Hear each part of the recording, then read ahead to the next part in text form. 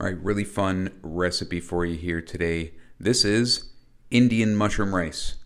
Technically, this should probably be called British mushroom rice or British Indian rice because it's definitely been co-opted by the British. It's a really popular side dish in British curry houses.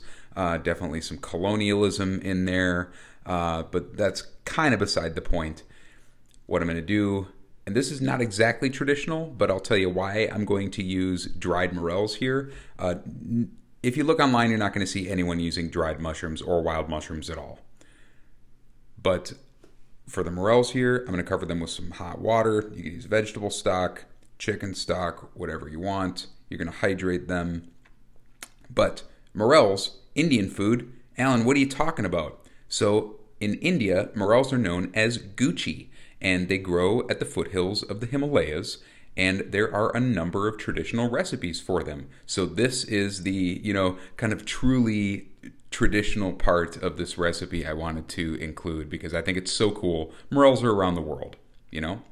So with the morels, obviously you can use fresh mushrooms here, the dried one, but dried ones are really good for rice because they soak into the liquid and they make you like instant mushroom broth. And take the dried mushrooms, cut them up, and cut them in half. Make sure that there's nothing inside there like grit.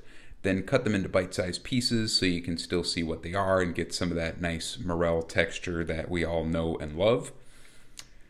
Cut them into pieces, cut them up.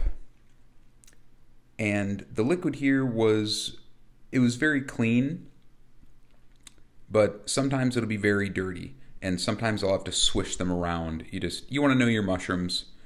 The next thing I'm going to do is I'm going to make some garlic ginger paste. And this is one of those things you'll see in a ton of recipes like this. Most of the time people are using garlic ginger paste or ginger garlic paste that they buy in a can at an ethnic market.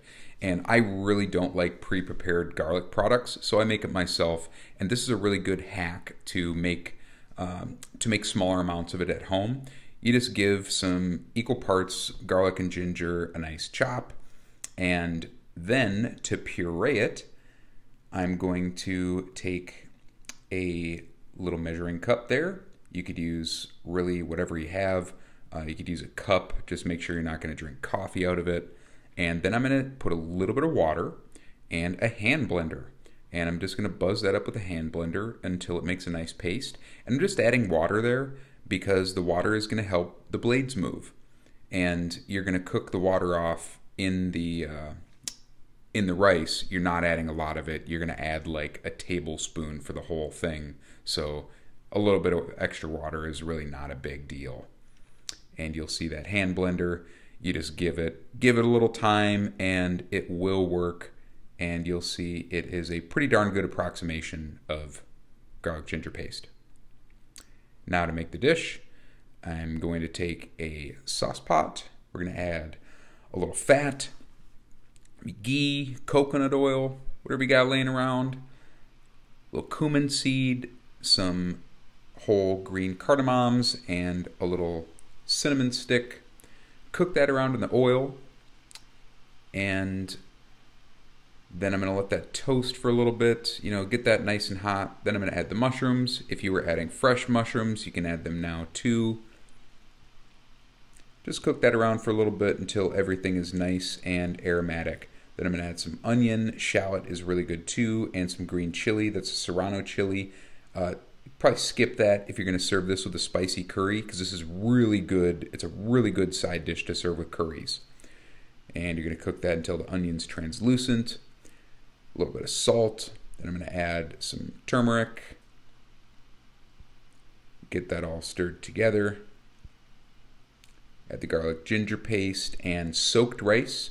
You soak basmati rice for about 20 minutes till the water runs clear. Then I'm going to strain that morel liquid. And with the rice, I have another really cool trick for any rice dish that you can use if you don't like to soak it. Because sometimes I don't like to soak rice. I'll bring that up to a simmer. But the trick here, I'm making a couple batches at a time. The trick is that I toast rice. So you toast it to denature the starch, and it does the same thing as soaking. It's a really good trick, adds a great nutty flavor. Make sure to try that sometime. A really, really cool pot of rice. Just a really interesting dish and one of the best complements to a curry that I know of. There you go. I hope you get inspired to try some traditional food. Thanks for watching.